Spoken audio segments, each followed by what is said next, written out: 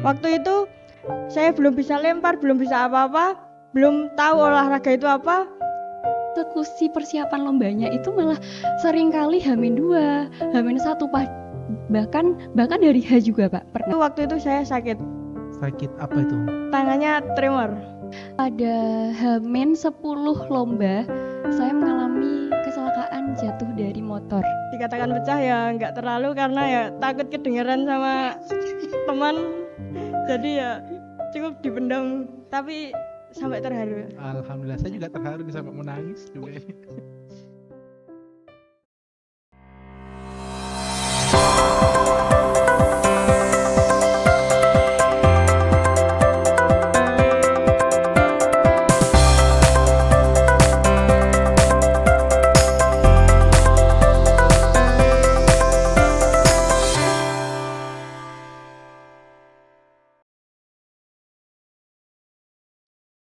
Mengukir prestasi bukan hanya tentang mencapai tujuan, namun juga tentang proses belajar dan juga berkembang.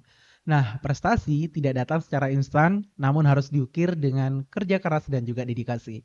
Halo Sobat Ronggo, memulai dengan episode hari ini bersama Cekita, cerita kita dengan saya Kiki yang pasti bakal menemani Sobat Ronggo untuk beberapa menit ke depan. So, di Cekita kali ini kita akan bersama membahas seputar pengalaman yang menarik dan juga informatif, serta memberikan motivasi untuk Sobat Rongga semua. Pada episode kali ini, tema pembahasan kita tentang mengukir prestasi akademik dan non-akademik bersama Uniro. Oke, baik, hari ini kita udah kedatangan bintang tamu yang sudah langganan memberikan prestasi di bidangnya. Mari kita sambut ada Kak Sri Lestari dan juga Kak Christine Nuraini. Halo. Halo. Oke, kedatangan dua bintang tamu kali ini. Boleh dong disapa dulu, dikenalkan dengan Sobat Ronggo namanya siapa, prodinya apa, dan sekarang aktivitasnya lagi sibuk apa sih kayak gitu ya. Baik, terima kasih Pak Kiki atas kesempatan yang telah diberikan untuk duduk di siang hari ini. Halo Sobat Ronggo, perkenalkan saya Christine Nuraini. Saya merupakan mahasiswa aktif semester 8 dari program studi pendidikan matematika.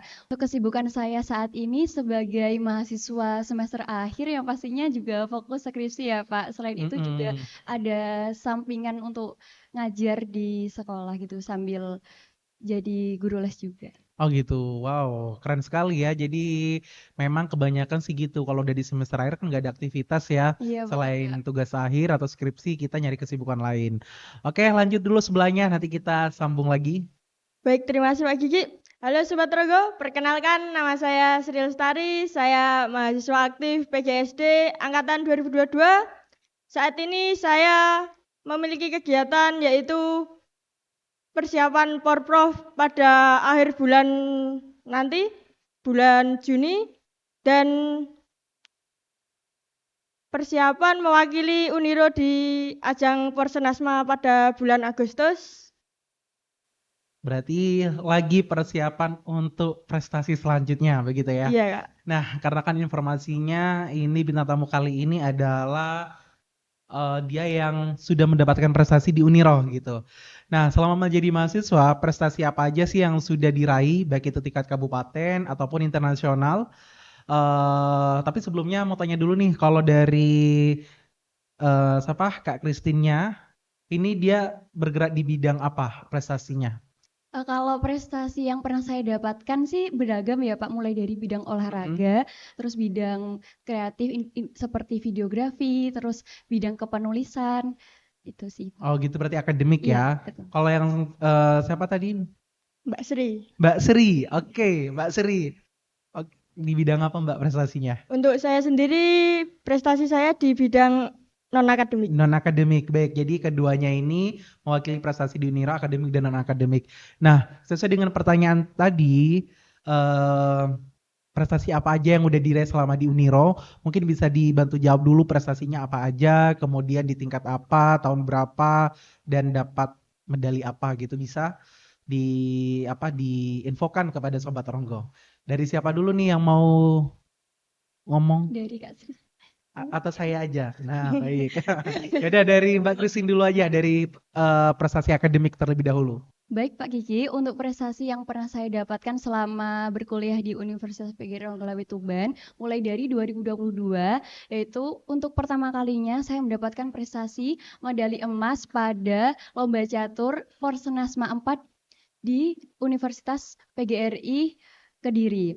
Nah, selain itu, pada 2023 saya mulai mencoba lomba di berbagai bidang dan yang untuk pertama kalinya di 2023 saya mendapatkan juara 1 atau Best Woman pada lomba catur tingkat kabupaten, lolos pendanaan PKM RSH Kemendikbudristek, lolos program Kampus Mengajar Angkatan 6, lolos menjadi awardee beasiswa Pertamina Sobat Bumi.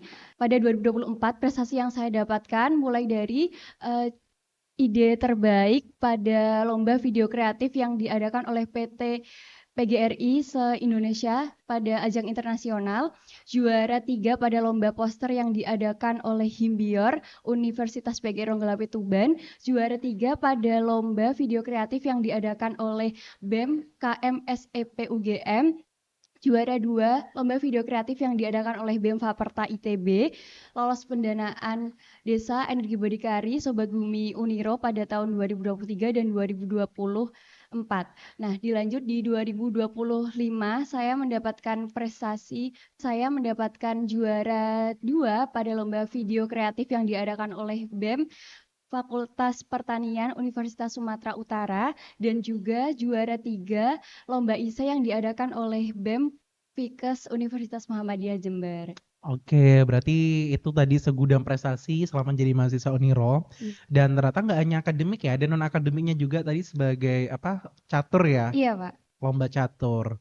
Wah ini keren sekali ya. Jadi walaupun kalian kuliah di Uniro Tuban, ternyata prestasinya juga cukup membanggakan, bahkan sampai lolos di beberapa lomba yang diselenggarakan oleh universitas ternama ya di Indonesia. Oke, sebelum kita lanjut ngobrol kepada Kak Christine ya, sekarang kita lanjut sama Kak Sri dulu.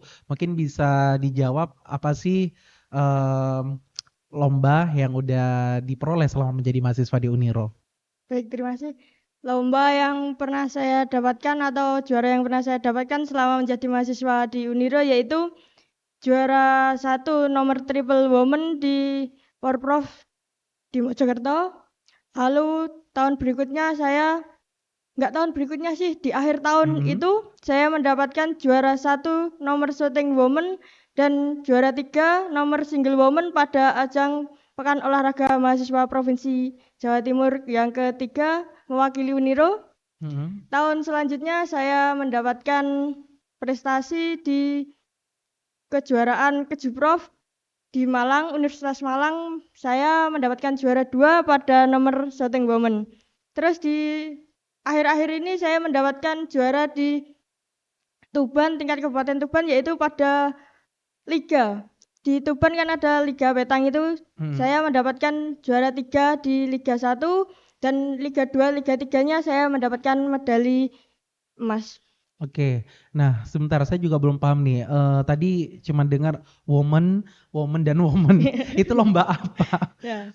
Pencak silat atau apa itu? Nah, untuk lombanya sendiri yaitu petang. Petang. Ya, tulisannya petan hui. Apa itu? Dia bergerak di bidang apa? Olahraga atau apa? Olahraga bola besi, mendekatkan bola ke bola kecil. Oke, baik. Siapa tahu kan ada sobat Ronggo juga yang nggak ngerti gitu ya sama dengan saya. Jadi kurang pengetahuan nih lomba apa. Cuma dengernya woman aja kan dari tadi. Oke, berarti kalau Kak Sri ini dia lomba non akademik ya, bergerak di bidang olahraga. Kalau satunya Kak Christine bergerak di bidang akademik, begitu. Lebih banyak di bidang akademik. Nah, karena kan kalian cukup banyak untuk mendapatkan prestasi itu. Sebenarnya apa sih motivasi kalian itu kok ingin apa namanya mendapatkan juara gitu? Atau ada target tertentu yang kalian incar? Silakan. Siapa dulu? Ayo, saling tunjuk ya. Ya udah Kak Sri dulu gantian. Untuk motivasi sendiri, saya setiap berangkat lomba itu kan biasanya pamit ke ibu. Oh pamit. Iya. Assalamualaikum dulu enggak? Oh, iya. Enggak. Bu, saya mau berangkat lomba. Oh, gitu. Kemana? Ke sini. Oke. jangan lupa pulang bawa medali. Nah, Oh, berarti itu ya. doa restu seorang ibu terhadap Iya. anaknya begitu ya, cocok sekali. Terus selain itu apa lagi? Dulu ayah saya juga pernah bilang waktu nonton apa ya? Timnas juara. Mm-mm. Di TV itu ayah saya bilang, "Kapan kamu kayak gitu?" Nah, dari situ saya mulai menekuni di bidang olahraga. Oke, jadi ada dukungan dari orang tua begitu Iya. ya. Bapak Ibu sehat? Untuk Bapak sudah Sudah tidak ada ya, iya. semoga tenang di alamnya. Iya. Baik, Kak Sri, tadi kan motivasinya juga ada dukungan dari orang tua, Iya. tapi ada motivasi lain nggak untuk apa namanya mencapai prestasi ini? Misalkan mau lanjut S2 nanti dengan beasiswa prestasi atau apapun itu mungkin. Kalau mungkin untuk lanjut S2, bismillah saja dulu ya Kak ya. Bismillah Iya, saja dulu. bisa dibarengi dengan proses lah. Masya Allah, oke baik. Iya. Nah kalau tadi itu dari Kak Sri, sekarang kita beralih ke Kak Christine. Gimana Kak Christine tanggapannya, motivasi apa sih sampai mendapatkan prestasi sebanyak itu? Baik Pak Kiki, untuk motivasi terbesar adalah dari kedua orang tua saya karena bisa berkuliah di Universitas PGRI Ronggolawe Tuban merupakan sebuah privilege yang harus saya syukuri karena di perkuliahan ini saya rasa tidak hanya benefit selama perkuliahan pendidikan saja yang bisa saya dapatkan, tapi ternyata banyak sekali pengalaman-pengalaman berharga seperti mengikuti perlombaan ataupun kegiatan yang lainnya, sehingga dengan kontribusi dan pengalaman saya tersebut dapat memberikan dampak kepada lingkungan dan sekitar. Baik. Nah, karena tadi tuh banyak banget ya kan prestasinya itu. Terus bagaimana dengan perkuliahannya, manajemen waktunya atau prestasi kalian mempengaruhi perkuliahan kalian nggak sih selama di Uniro ini? Udah, ayo bisa. Untuk prestasi yang saya dapatkan pastinya juga mempengaruhi dari sistem perkuliahan ya Pak, yang pastinya kan harus pinter-pinter bagi waktu juga, Mm-mm. mana waktu yang tepat untuk kuliah, untuk ngerjain tugas, dan mana waktu yang tepat untuk ikut-ikut lomba gitu. Oke. Kalau Mbak Srinya? Untuk mempengaruhinya itu ada yang tidak, ada yang iya. Karena setiap lomba itu pasti di cabur petang itu harinya hari Jumat, Sabtu, Minggu. Untuk kuliah saya sendiri di hari Senin sampai Kamis. Tapi kalau bebarengan sama kayak praktek gitu pasti mempengaruhi. Mempengaruhi. Iya. Nah itu gimana tuh? Izin kuliah atau izin nggak ikut latihan atau lombanya? Kalau pas lomba izin kuliah, Izin kalau kuliah, pas latihan izin izin ini ya, apa latihannya iya, gitu ya. izin latihan. Nah, kemudian kalian merasa sadar nggak sih ketika mengikuti lomba ini, maksudnya, oh saya memiliki potensi nih, akhirnya saya geluti atau memang hanya sekedar disuruh orang tua atau disuruh orang lain, atau kalian mengetahui secara individu atau mandiri, oh saya memiliki potensi di bidang ini, maka saya harus tekuni itu. Atau bagaimana? Mungkin bisa diceritakan. Jadi siapa dulu? Oke. Hmm. Kalau dari saya sendiri mengetahui potensi saya di sini yaitu awalnya itu pas waktu SMA itu saya kan habis lomba futsal. Mm-mm. Kalah diajak mampir sama guru olahraga saya di GOR. Mm-mm. Waktu itu saya belum bisa lempar, belum bisa apa-apa, belum tahu olahraga itu apa. Nyoba 1 kali lempar, 2 kali lempar, Lempar apa nih kenyataan? ya itu lempar Bola. bola petang. Oke, Oke. terus. Itu habis itu besoknya diajak guru saya ke GOR lagi untuk sparring antara Kabupaten Tuban sama Kabupaten Kediri atau enggak Kota Kediri itu dulu. Oh, berarti mereka yang kesini Iya. gitu. Terus habis itu saya ikut Porka pertama di Tuban. Saya juara Mm-mm. dan di tahun itu juga saya disuruh mewakili Kabupaten Tuban untuk ajang Porprov tahun 2019. Oke, berarti itu masih zaman SMA. SMA. Oke. Terus karena nggak pecah telur, jadinya saya menekuni. Dulu itu awalnya saya PP, Tuban Kenduruan setiap latihan. Oh, Lama, berarti asalnya dari Kenduruan gitu iya, ya. asalnya dari Kenduruan, Kenduruan itu salah satu kecamatan di Tuban, perbatasan Jawa Tengah. Jawa Tengah ya. Oke, baik. PP, habis itu lulus SMA baru disuruh menginap di rumah pelatih saya. Mm-mm. Habis menginap rumah pelatih saya kan lolos Porprov lagi. Mm-mm. Nggak pecah telur lagi atau pecah telur lagi ya? Saya lupa. Nggak tahu, saya juga nggak tahu, makanya saya tanya. Aduh. Berarti potensinya itu diketahui sejak pada saat itu ya, awal Iya, kali pada saat awal SMA itu ya iya disuruh SMA. ikut. Oke, baik. Nanti kita lanjut lagi. Masih banyak pertanyaan yang akan kita gali. Kalau untuk Kak Christine sendiri, bagaimana sih kamu mengenal potensi kamu? Apakah kamu mengenal potensinya secara sendiri gitu, mandiri, atau dikasih tahu orang lain? Oh, kayaknya kamu cocok deh kayak ikut lomba ini atau gimana? Baik Pak Kiki, untuk saya sendiri, cara mengenal potensi ya dari diri saya sendiri. Karena saya kan memang orangnya senang mencoba hal baru. Hmm, Jadi sebenarnya saya ikut lomba itu sejak SD dan untuk bidang lomba yang saya ikut itu sangat beragam Pak. oke. Jadi selain lomba yang saya ikuti ketika di kuliah itu, ada juga lomba di bidang kepenulisan, di bidang tari, bahkan di bidang gambar juga. Hmm, hmm, hmm, hmm. Tapi sampai akhirnya saya nggak bisa kalau misalnya harus fokus semuanya. Jadi saya harus menentukan lomba mana yang kira-kira cocok di diri saya sendiri. Hingga akhirnya pada perkuliahan ini saya lebih sering menggeluti lomba di bidang penulisan, walaupun ya banyak gagalnya sih Pak. Oke, Eh, nggak apa-apa. Terus di bidang videografi itu sih Pak. Videografi. Iya, Nah, berarti sama ya dengan diri sendiri ya, iya gitu Pak. ya, potensi kalian ketahui. Nah, kemudian eh, tips dan trik dong buat mahasiswa di luaran sana atau sobat ronggo di luaran sana, bagaimana sih kalian menentukan rutinitas khusus yang diterapkan supaya kegiatan perkuliahan ataupun prestasi ini bisa terlaksana gitu, perlombaan ini. Mungkin ada strategi tertentu dari kalian berdua. Ayo Mbak Christine dulu nggak apa-apa? Oke. Baik Pak, sebenarnya untuk strategi itu pastinya ada ya Pak, Hmm. agar nantinya antara kegiatan perkuliahan dan non perkuliahan itu dapat dilaksanakan secara seimbang. Nah, untuk hal yang saya lakukan yaitu yang pastinya harus tahu dulu mana kegiatan yang tergolong urgent dan penting dan mana program yang nggak penting. Jadi kita me- Mendahulukan prioritas ya, Iya, seperti kita itu. mendahulukan prioritas. Biasanya saya lebih sering pakai ini time blocking gitu. Jadi Mm-mm. kalau misalnya dirasa di weekday itu kan biasanya lebih padat untuk kegiatan-kegiatan perkuliahan ya.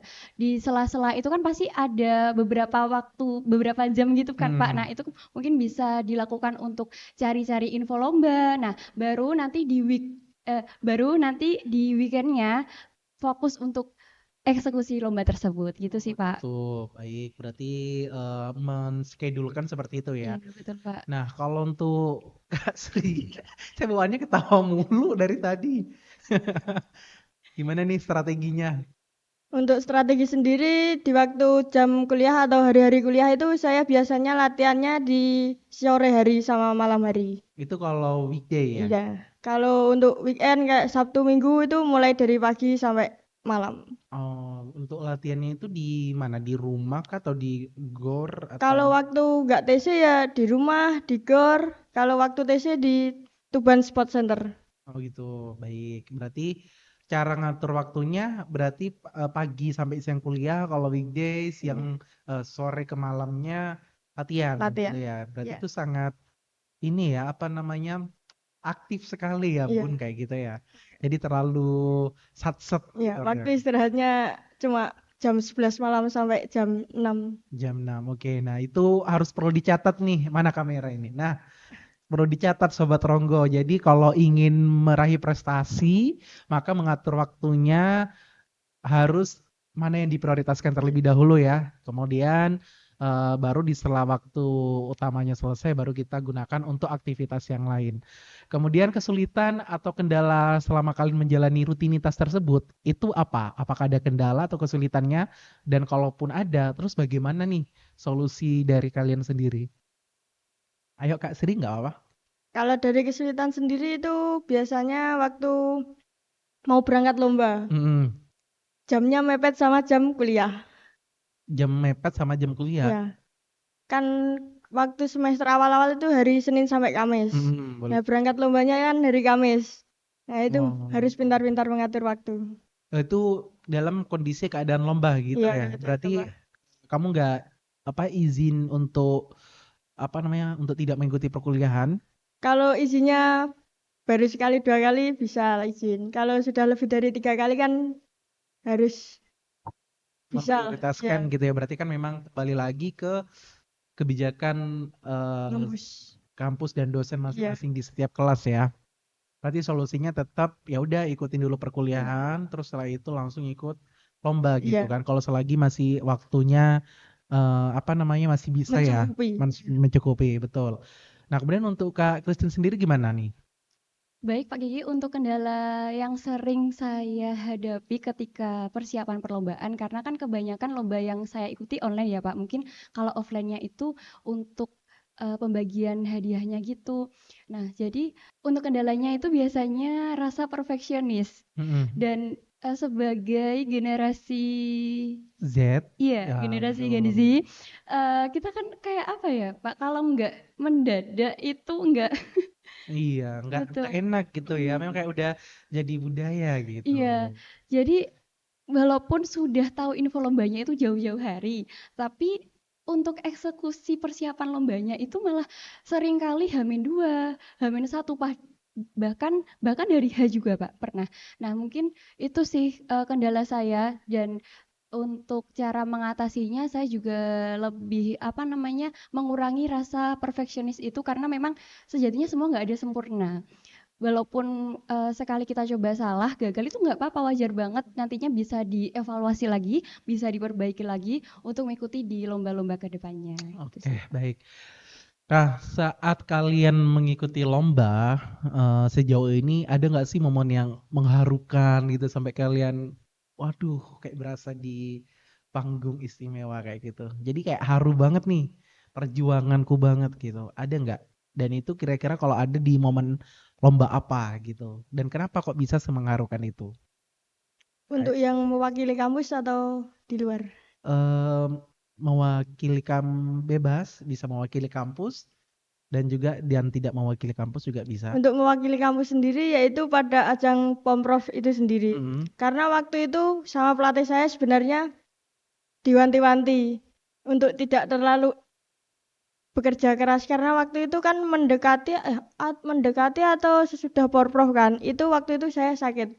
Sakit apa itu? Tangannya tremor. Oh, kedinginan? Enggak, setiap pegang bola kelamaan kalau sudah capek itu tangannya selalu enggak bisa dikendalikan. Oh, gitu. Nah, Oke. pada saat itu saya mendapatkan medali.